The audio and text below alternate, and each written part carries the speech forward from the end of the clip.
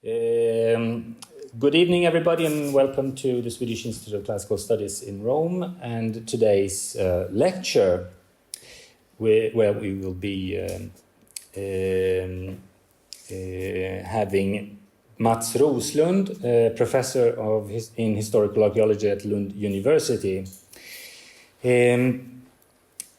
Roslund's research has focused on social identities and cultural transmission through trade, creation of societies and communities through rituals and practices. Roslund's research is not confined to a specific geographical area, but rather moves between Scandinavian medieval urban environments, Byzantine and Islamic elements in the Nordic region, but also down to Sicily and the Normans and the Islamic culture there, and the Viking Age contacts with the European East, the Baltic Finns and the Sami and the Slavs. Today's lecture will focus on a specific site in the south of Sweden, in the region of Scania, Uppåkra, an Iron Age cult residence, AD 200 to the late Iron Age. Thank you. Thank you for the introduction, Hampus. It's a pleasure to be here. It's wonderful to be in Rome again, especially with my aim during this visit to have a look at the denars, the silver coinage emanating from Rome, and found in this place, in Uppåkra, where we have been excavating since 1934. It was found, you could say, in 1934, but nothing happened until the 1990s, where two of my colleagues, Lars Larsson and Birgitta Hård, started a huge project and went on until 2012. And at the moment, since 2022, Torbjörn Ahlström and me and other colleagues, we are excavating a part of the settlement which constitutes the great hall where the dynasties, the rulers of the site, lived very close to a cult house. And as we look at these people from the past, they're looking back at us, and it would be very, very interesting to interview them. But unfortunately, they are silent. We can only use them as mediators in archaeology to understand the past. So, where are we? As you can see in this map, we are situated in the southern part of Scandinavia, very close to Denmark. And the Iron Age site of Uppåkra is a Danish type of settlement, very similar to other sites in the neighborhood. It's a rich, fertile agrarian area, which also lends the possibilities with contacts with other cultural regions to the south and the west, and also to the Baltic East. So we are here. In the 1980s, archaeologists started to discuss the meaning of some central places filled with artifacts, with an abundance of artisans' shops, and in some of them also cult centers, small houses being used for worship or as nodes of interaction. These centers, they emanate from an agrarian surplus and a warrior culture from, you could say, from the Roman Iron Age, from 200 AD and onwards. Before that, we had certain centers, big manors and so on, but not in this huge and prominent meaning as the central places from 200 and onwards. And the reason is, of course, social structures that were established and maintained through contacts with the continent. And we couldn't forget the Roman Empire, of course, even if it's very, very far away from the Limes. Lars Jørgensen, a very good archaeologist in Denmark, divided these central places into two different sets. The first ones were very few, coming from the Roman Iron Age. Some of them, they vanished around 500 when we have a devastating eruption of volcanoes in the world, but those are the Justinian plague and other bad things that happened. So some of them, they succumbed, they went under, and others were established in the same place. But Uppåkra, astonishingly, have been there since 200 AD and went on until the late 10th century, when a new political movement and the beginning of Christianity also in Denmark changed the power centers to Lund, which I'm going to talk a little about later. But today I'm going to focus on two different periods. Since there was a settlement and also a central place for 1,000 years, it's difficult to give a short talk about the site. But I will focus, of course, when in Rome, talk about the Romans. And also late Antiquity, which is a very interesting way of looking at the Germanic tribes, the Germanic changes that came to start in the 3rd and 4th centuries. Uppåkra is interesting in many ways. One of them is that we don't have any written sources before 1085. We haven't found anything about the site until we have this donation by Canute the Holy to the cathedral in Lund.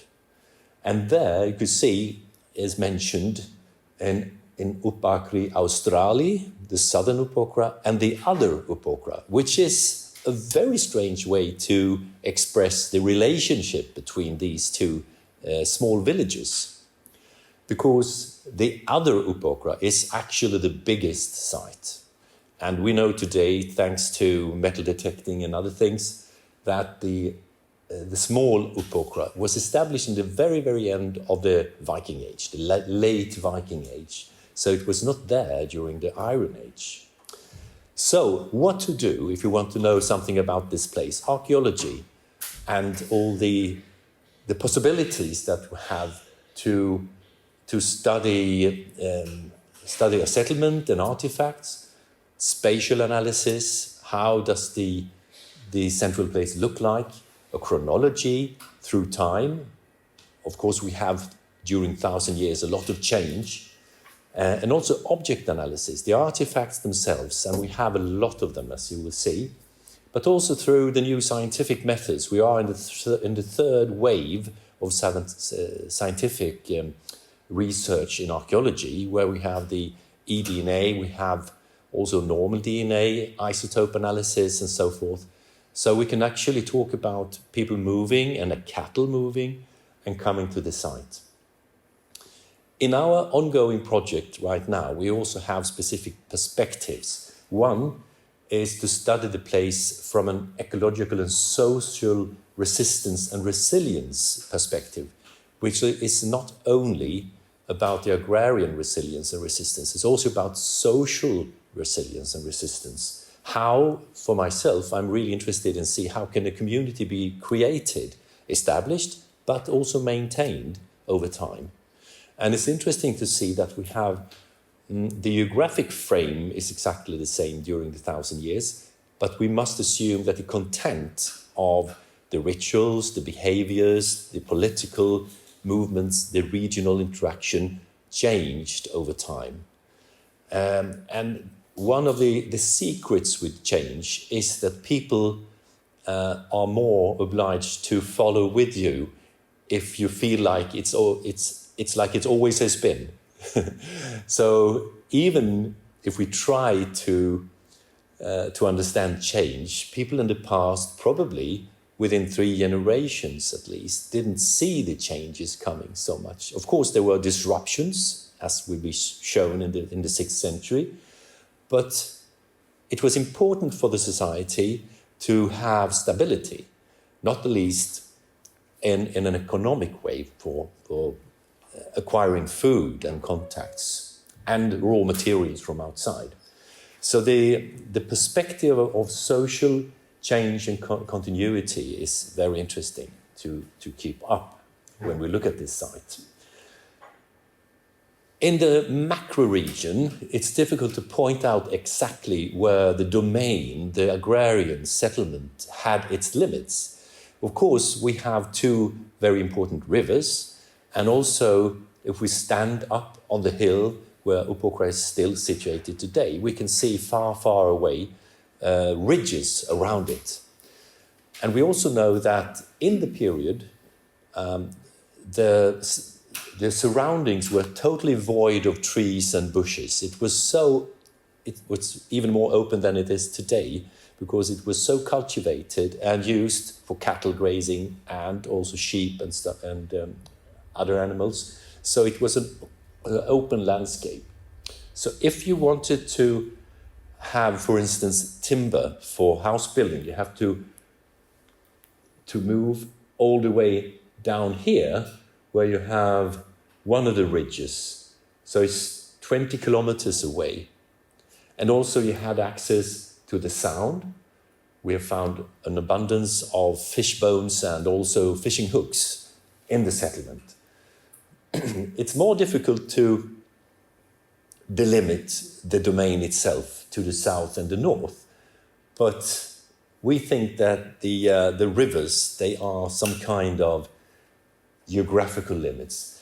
The influence and power of this site was beyond the physical delimitations, of course, and there were certainly people sitting way up in the north of Scania, in the Scanian area, never been here, but they were told about this site.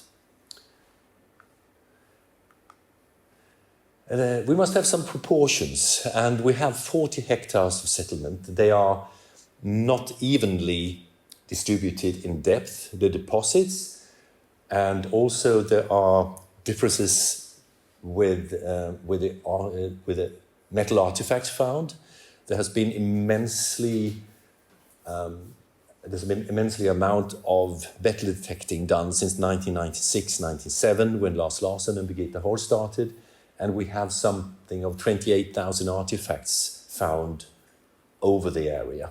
But you can see that there are small differences both in the depth of the deposits, where red is the deepest, and also the spread of the artifacts. There is a qualitative approach to this also, that you have production on the site, especially jewelry production, from the very beginning of the establishment, the last century BC, to the year 1000. It has, through time, interregional contacts and trade, changing the directions, of course. And there's a complexity of the site. We have different opportunities to study, for instance, artisan shops in the south of the settlement, while we have the whole building and the center of the residence up here, close to the church, which is situated there today. And there's a strong continuity, of course. And this is also a very good picture of how the complexity of the site is. We have excavated in the hall now from 2022 to June this year. And we had a very high expectation to excavate a lot of the site, but have to be very much more humble, and we have been forced to minimize the trench itself to go down to the natural ground, the natural soil. But this is how it looks like, with no, as you're used to, stone architecture here down in the south in Mediterranean. These are wooden houses with only deposits left. So it's a very intricate excavation system.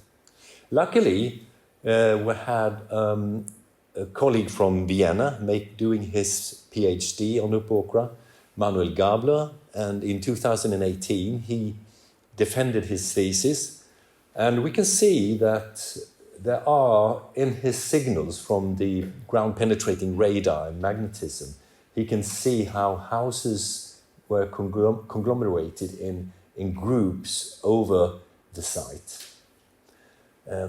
So it's denser than an ordinary agrarian settlement, but it's not as dense and complicated as an urban centre established in the late Viking Age and early Middle Ages. It should be seen not as a town, but as a manor with a residence and also outliers in the landscape where you had people supporting you and you supporting them in an agrarian domain. And the craftsmen and warriors made up a much bigger part of the population than in other centres. And one very important reason why they developed a central place like this was the power of a mind, because they could steer the world view through the cult house and also the warrior mentality that was in the place. Here we have in blue delimited the residence area, very simple, with the great hall where we have been excavating, the cult house over here, and the building probably for the retinue or for sleeping and staying. And inside, in this area, we also have economical buildings, a weapons depot of votive offerings within the site. And here south of it, we have a multitude of hearths where people have been preparing food and eating together in a communal way. And I'll go back to this later in my speech. The cult house and the residence is on 34 meters above sea level, and it's a very good position to have a view over the landscape. But it's also, as we know now, thanks to Manuel Gabler's georadar investigations, filled with Bronze Age and Stone Age mounds on the hilltop, and probably used by the people in charge here to emphasize the longevity of the place and also contacts with gods and ancestors. So it's settled in a conspicuous way. So we come into the settlement from the west. You have a wall of ancestors with all these mounds emphasizing the importance of the place.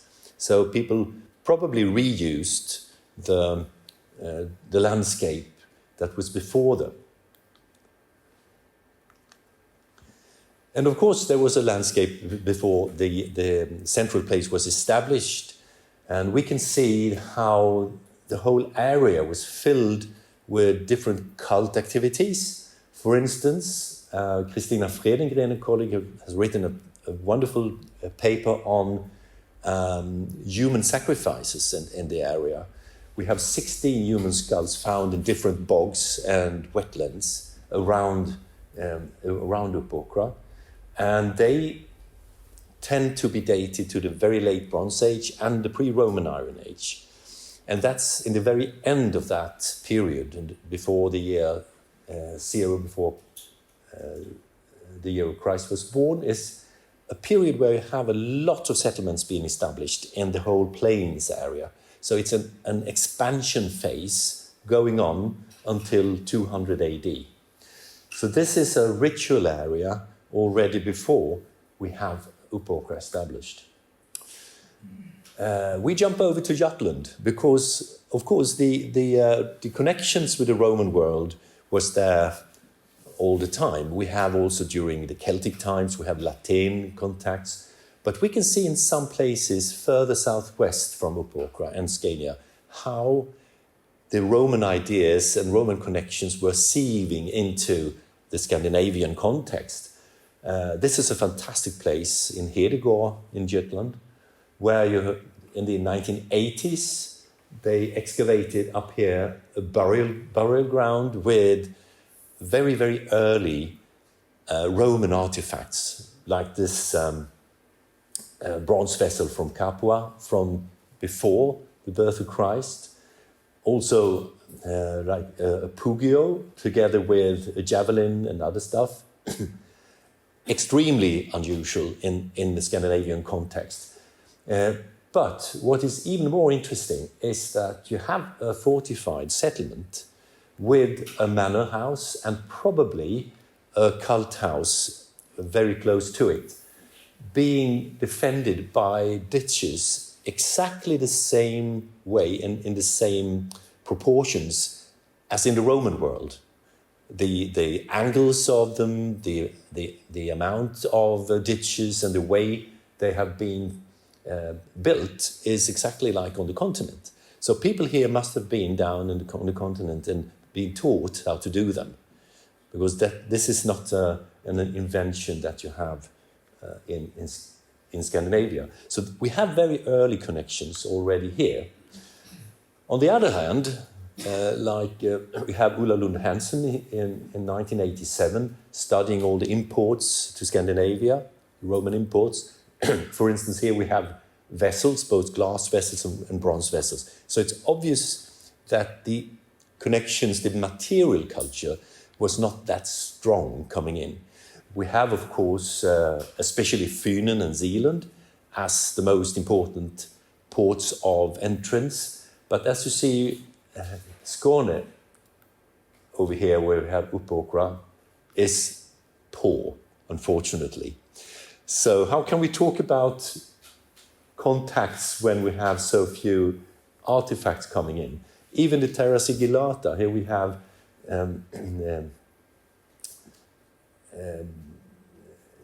the distribution of them. Most of them are sherds, not even whole vessels.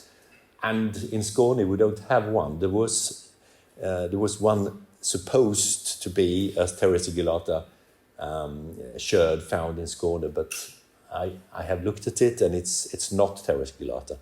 And when you travel through all the museums in Europe, to Lyon, to anywhere you go, it's crammed with terra sigillata. So it's extremely strange that we don't even get the whole vessels. They are small, red, very nice sherds coming up with nice pictures on them. But it also shows that the concentration is on the island of Fyn, but it doesn't spread far away from that. The behaviors, the ritual behaviors, and also warfare changed in contact with the Roman Empire. We have, especially from the late Roman Iron Age, these very, very famous deposits from warfare, where you have repeated wetland deposits with weapons and also coins, for instance, showing that we actually have proper armies with officers and also privates, you could call them, working together from different areas in the Baltic region and also on the Scandinavian peninsula, working together with different in different hostilities. So here definitely we can say that the idea of fighting together in larger groups emerges from the contacts with the Romans. And many of these weapons are from a wider area, not only from the south, but they are concentrated to the southern part of Scandinavia, which is, of course, the richest in agrarian surplus. In Uppåkra, what do we have that is Roman? We have material culture, but also things coming in, so like ideas. Some of the surgical instruments can be seen as Romans. It's not only warfare that's important and how to fight together, but also to take care of each other, to take care of the injured comrades.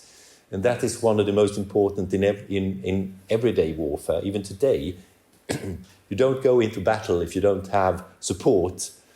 That was a very strong lesson learned in Korea and in Vietnam, for instance, that you knew you had a back line helping you with choppers, with helicopters. and with surgical instrument. Everybody has seen MASH, so you know it's important to have this as a backup.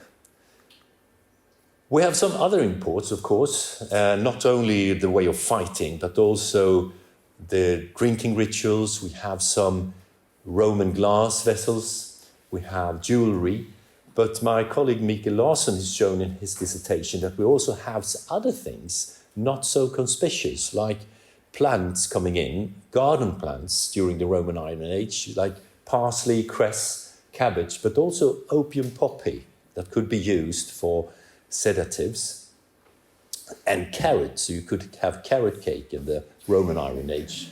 The glazing was difficult to produce, but I guess they could do it. So here's what I'm sitting doing now, try to understand those 82 silver denars found in Uppåkra. Of course, you can't read all the names there, but I tried to make a diagram of not only the reign period, but also the issues that have been found. Thanks to two very, very good numismatists, Lennart Lind and Gitte Ingvardsen. I'm an amateur in this matter, so I'm deeply, deeply grateful for their work. There are 82 silver denarii found, and most of them are 2nd century. As usual, that's very common in the Scandinavian area. But we also have 3 bronze coins that come in very late. And the latest coin we have, the denarii we have, is Julia Mamaya from 2022-23, and then it breaks up.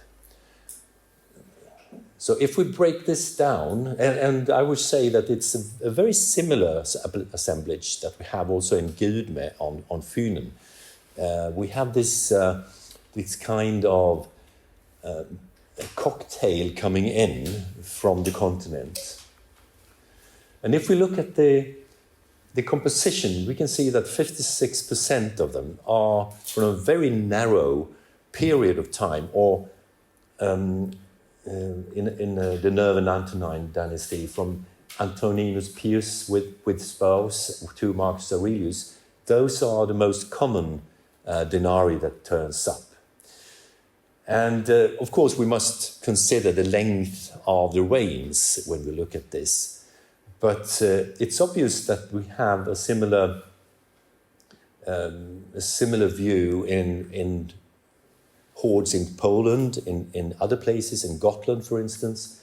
And Lennart Lind and Helle Horsnes, who's always been working with this, they can show by studying the content of the hordes that they have been assemblaged in the Roman Empire in a much, much later date than when they were issued, and probably flushed into the Germanic barbaric stream of warriors, being as a payoff or as a tribute being caught from the Limes area in a much, much later period. These coins are very good in the silver content. After Severus, he had, so you could say, an inflation, putting much more bronze into the coins. And from that period, the Roman coinage was not so attractive in the barbaric area. It's just the same during the Viking Age, when you have the Islamic dirhams coming in. In the middle of the 10th century, they dwindle and slowly disappear because the coinage became less filled of silver. The idea by Lennart Lind is that these coins came in much later than they were issued. So we have an input after 200 AD and onwards, and they're even found in 5th and 6th century contexts. So they could be a payoff or a tribute during those bad years when the poor emperors in Rome tried to defeat the Germanic tribes up north, but didn't manage to do that. So the coinage at Uppåkra fits in very well with the same idea, but I will try to find differences, especially with Bornholm, for instance, which was an important place. So we still have some artifacts. We have the coinage, we have some artifacts, but most interesting are other things that is connected. They are connected to the agrarian society. So these rotary querns, they came in the same period, in the 3rd, 4th century. Before that, flour was ground with a very simple stone on another stone. The rotary querns came in with the Roman armies and could also produce much more bread for a larger population than before. And we have at least 40 of those rotary querns in our excavation, which means that in the settlement itself must be much, much more. And if you look at the settlements around Uppåkra, we have 1 or 2 of them, which means that Uppåkra holds a special position as a place where you actually met and ate together. But for me, the most prominent example of a mentality, a change in society, is this cult house. In the 2000s, Lars Larsen and Birgitta Hård excavated a small piece of the land here and struck gold when they found this building. It's a 30-meter long building established by C14, sometimes between 225 to 370. Unfortunately, you can't get in a narrower time frame, but it has also a continuity through time until the late 10th century. It's a very small building. It differs from all other buildings, important buildings in the time. There were long houses, 30, 40 meters long, and it's also a bit chunky. It has bulging walls, and in spite of the fact that it's a very small building, it has 3 gateways. And in this reconstruction, you can see how there are also prominent accentuations of the 2 openings to the south, which is important. And also 2 huge door rings were found in the post holes. And also the layout of the building was not altered through the centuries. We have 9 or 10 floor levels from the 3rd century up to the end of the Viking Age. So it was the continuity is emphasized with this building. And we know that we didn't have anything like this in this area, in the Scandinavian region, before this temple was built. So where can we find the analogies? We have also a weapons depot with bones, and even, as you see down here, human remains, just north of the building, where you have the northern portal out from the building facing the north, which is in later worldviews the portal to the dead and death and the north. So rituals were maintained in the house and also outside it, even through the Roman Iron Age and the late migration period. If we look out in Europe during this time, we have a lot of smaller temples being established on older houses, like this one from Southwark in London. There are others, and these are typical for the Romano-Celtic world, the Gallo-Romanic worlds, where you have a peristyle and also a cella where the gods they were maintained and helped, and also these heightened centers and these quadrants in the architecture is very typical for these fanum temples all over the European continent. So the shrine was intended for the gods, and outside you have all the rituals going on with typical sacrifices.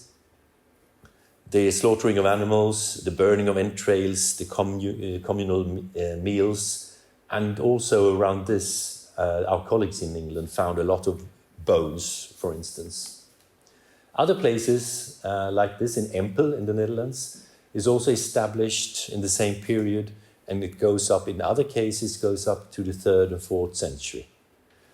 And they are also known for being places of worship for veterans coming back, with gods like Hercules Magusanus, and with weapon offerings by returning veterans, trying to emphasize their connection with the gods inside. And for instance, in Germany, we have fantastic sites with findings like these. You have provincial Roman figurines, but with Germanic, barbaric amulets in gold and silver being brought together. And we also know about, from the written sources, how there were translations between the barbaric world and the Roman world, from Mercury to Thor, or Donar, or Hercules to Wodan and Odin. So there was an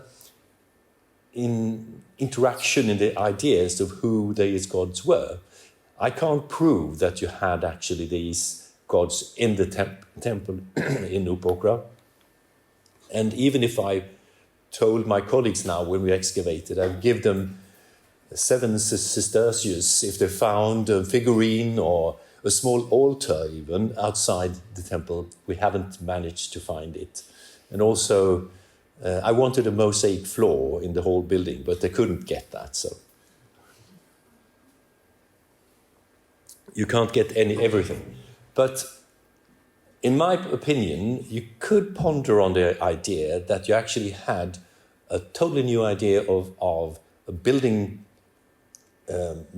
occupied by the gods, and all the rituals were outside this house. Before the temple, we know about rituals going on in wetlands and sacrifices to ancestors in forests, holy groves, and so on, but not actual temples for worshipping specific anthropomorphic gods like these. So here we have a most interesting view. It's the first time that there's an article coming, probably next year, from a meeting where I presented this. The blue line is not a proper physical delimitation for the residence area itself. There was nothing more than houses, but we still have a limit here. There's a road running to the Bronze Age mound over here. You have all the whole houses, the economic buildings. You have the weapons depot. And down here, it's a very, very important place. This is the most important place of the whole residence area, of the whole settlement, because we have the whole building, 40 meters. We have a residence hall over here with a long hearth where all the negotiations were kept. You have the cult house, and you have probably for the retinue over here.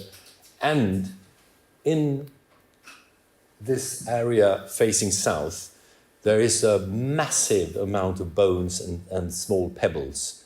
And also the red dots, they are javelins and spears being brought into the ground in front of the cult house, and also the hearths being used for cooking and preparation of the food. So here, where the red center is, it's the most important meeting place for the people who are maintaining the place, the dynasties residing there, and the people coming in, probably a couple of times a year for communal feasting, for actually to see if the god is still there when they open up the door. We have the Holy Year now in the Vatican with this door. I heard it's not open for 25 years or so. Probably they had these doors open each year, but once, so people could peep in and see that the god still resided there, and they could be calm and go back home after feasting and having a nice beer. I don't think they drank wine in this period. But this is, as you can understand, through my rhetoric way of speaking, a very similar situation as the Fanum temple in Southwark in London, with this cult temple with an area outside where you had communal feasting, where you had the offerings. And the way of doing the offerings is also explained in later sources from the 13th century. Snorre Sturluson, he tells about a blóð, a holy sacrifice in the Viking Age with exactly the same premises, where you have the sprinkling of blood on the house itself and on people coming there, the sharing of the meal and feasting together, as we can suspect this place to be the same rituals were made here. So this is the most important place for the whole settlement, the whole area, where you could gather each year and confirm your social glue, you could say.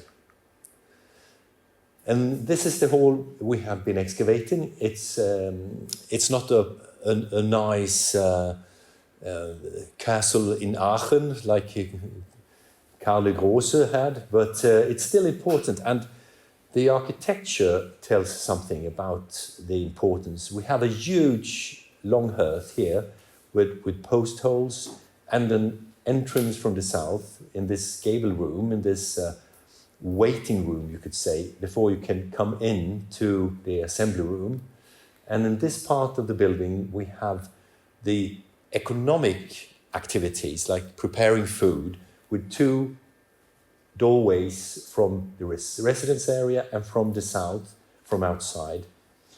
But you could get into this assembly room from other places than from this southern entrance.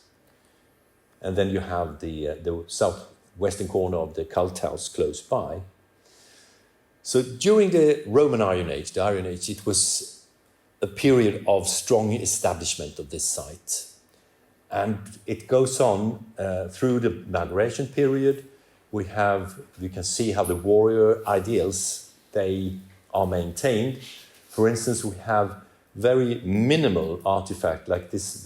You can see how small it is, but nevertheless extremely important, because this is a fragment of a gold grip spatha, which is a very prominent type of weapon, a sword, only found in 20 similar examples in Europe.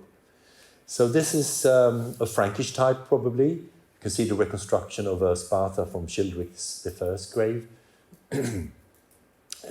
And this one is Frankish. In the neighborhood in Scania, we have other artifacts from the same period, like this magnificent eagle being carried as a pectoral emblem, possibly. But we also have other small artifacts that tell a story beyond Uppåkra. This is a glass bead, a rather large one. It's 3-4 centimeters in diameter, and they were used as a charm, as an amulet on the swords in the Alemannic world. So this is also from the migration period, assigning contacts with the south and the continent. In this period, we have an event going on. The datings, the C14 datings on these approximately 900 human remains from the migration period and early Vendel period, the Merovingian period, they are spread all over the settlement. And we have a dispute among us trying to discuss what they mean, because it could be that there are remains from graves being destroyed and shuffled around in the deposits. But for myself, I think if we have a very narrow horizon of time in the migration period, I think it's an event being an attack or a period of warfare annihilating this site. So we will see when we get all the datings from the bones, the human bones, how we can go further with this, and also with isotopes. Of course, we have those 4 bracteates, definitely connected to the way of the late Roman Empire and the emperors. There's a fantastic find from Vindelev in Denmark, where you have a proper gold medal Valencianus. And all these gold bracteates, I think there are 1,000 approximately found, they are connected to the way of thinking about the power of the emperor. And they are using on these bracteates, using runes with connotations to the Germanic world, like laukar and alu, beer, and ota, fear, expressing some kind of unknown powers. In this period, we also get to know the oncoming gods, well known from the late written sources. The Viking Age, Odin and Thor and Tyr, for instance. And also from the gold bracteate from this fantastic find from Vindelev, it's mentioned, Odin is mentioned in the 5th century AD. And it also says that he was Odin's man. He was his man in this place. So there is also a connection to the higher worlds by the profane rulers trying to maintain and establish a contact with higher forces to emphasize the holiness of their rule. And there are other artifacts from the continent a little bit later, but it's certain that these gods are there already in a very early phase. The interregional connections, if we say that the Denari probably came in through the Vistula area from the southeast, there are, in the migration period, signs of connections in both directions. A very specific type of fibula in this period. We archaeologists, we love fibulas. So these cruciform types, as you can see by John Hines' distribution map, is a typical Western phenomenon. And they were also produced in Uppåkra. But we also have very strong connections to the southeast. A lot of these fantastic glass beakers are produced northwest of the Black Sea, in what is today Moldavia, Romania, Ukraine, and probably coming in through the connections, the same connections that are established through the Dinari in the 3rd and 4th century. And also that fantastic bowl in the center comes from the same area. So we have at least 5 of these interesting glass beakers from down there. And Ulf Näsman and Charlotte Fabrik has worked with the Sösdala find, which is a group of bridle equipment for horses, harnesses. And they can say that not only these glass beakers, but also the horse harnesses and other things, they come from the same area down in that southeastern direction. So we could ponder on the possibility that this is a so-called Gothic connections. The genetic studies that have been done the latest 2 years, they point in the same direction, that you have an early phase where you have Scandinavian contacts, and then it gets disseminated all over the European continent, and of course it gets mixed with local populations. But there is a strong connection still with Scandinavia. And to my point of view, it's obvious when you look at these distribution maps. In the cult house, these drinking vessels were used. So even if we can't tell exactly what kind of gods they had, what kind of worship went on, they could use them as drinking equipment. And we know, of course, that drinking alcoholic beverages was an important part of the cult all through time. Even today, in the churches in Europe, we are using, in the sacrament, using wine. During the migration period, we still have a lot of strong connections to the continent, and here are some of them. We have beautiful artifacts from Uppåkra, pointing in the late 5th and early 6th century to distinctive areas in the south. As you can see here, in the Thüringen and Elbe area, we have this Dreirundelfibel, the typical female dress accessories. And Karin Højlund Nielsen has shown that through metal detecting and in excavations in Uppåkra, we also have them here in Scandinavia. But not only those, there are also interesting to see that these beak-formed fibulas of the Merovingian Vendel period, they are found down here in what we call the Elbeknick, this small curve of the Elbe. And in the region, we also have other examples of contacts, like the picture stones from Hornhausen from the 7th century. They show very strong Scandinavian connections.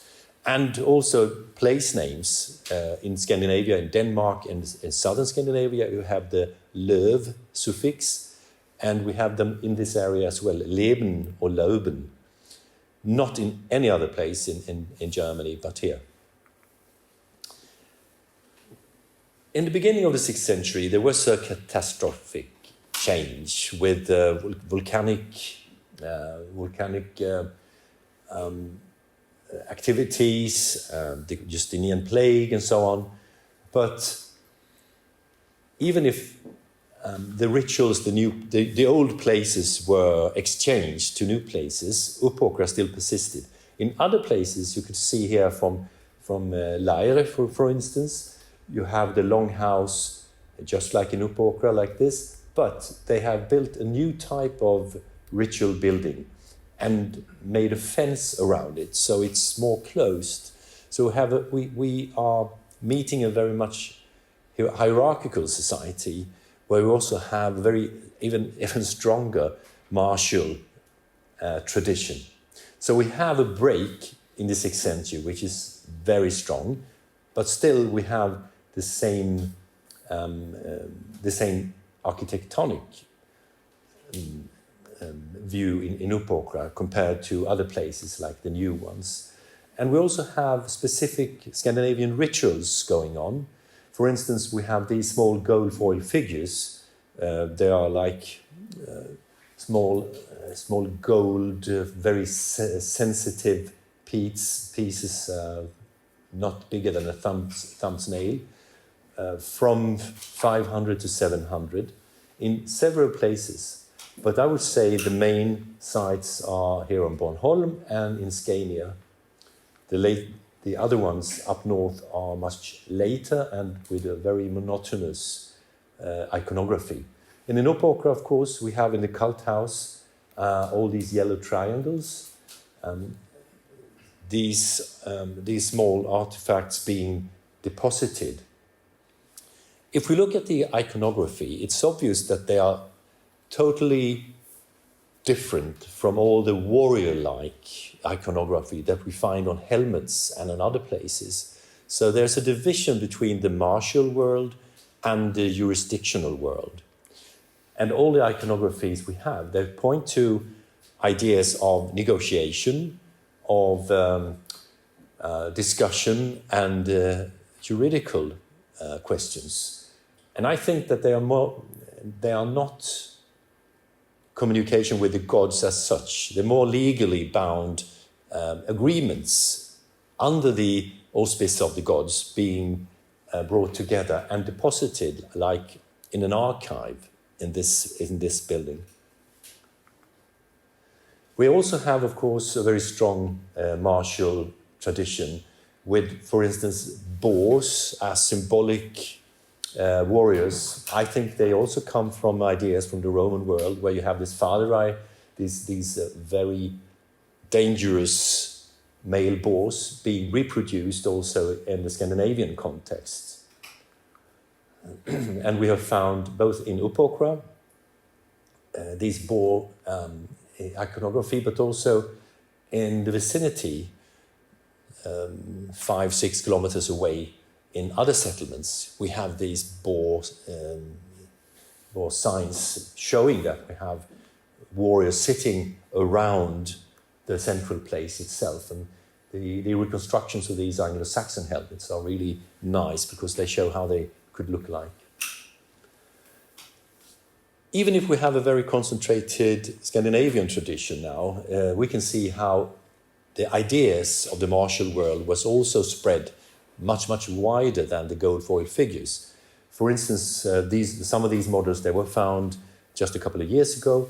They are spread all over the Danish area, but also down on the continent and to the Anglo-Saxon world. And the ideas of the warrior and the site as a cult place lingered on. So when we move into later periods, like the Viking Age, we can see in these artifacts that the mentalities changed and the rituals changed, but it was still a very important place during the whole of the Viking area. Also until the second half of the 10th century, when the site was abandoned for Lund, because it was probably so diluted by pagan beliefs. So they wanted to establish a new Christian center on the other side of the river in a new context. And as you see, the whole Iron Age settlement was abandoned, and the medieval village is today situated still north of the church. And we have also a church dated by burials to the first half of the 11th century. And of course, Lund was a similar settlement in the beginning. Lund wasn't a town until the second half of the 11th century. In the beginning of it, of the settlement, it looked like this, with a very strong similarity to Uppåkra, actually. We have a residence area, but instead of a cult house, you have a church with a burial ground to it. And also, of course, the possibilities to cultivate and to survive in this place. So, and probably it was Harald Bluetooth who managed to move the settlement over. And since we come back to the written sources, it's obvious that during the reign of Canute the Holy, he had a possibility to donate farms in Uppåkra to the cathedral. So this must have been a very long tradition that Uppåkra was owned by, at least some of the farms, owned by the royal family, who used it as a warehouse or collected meat and grain and beer and sausages from other side of the river. So this is just a short presentation. I've cut off the period which is much more familiar to me, the Viking Age and the early Middle Ages. But I hope you had a glimpse of the site, and I think we could, even if we don't have so much artifacts from the Roman Empire, we can see how ideas were sieved into the minds of the Scandinavian barbarians in the 3rd and 4th centuries. Thank you for listening.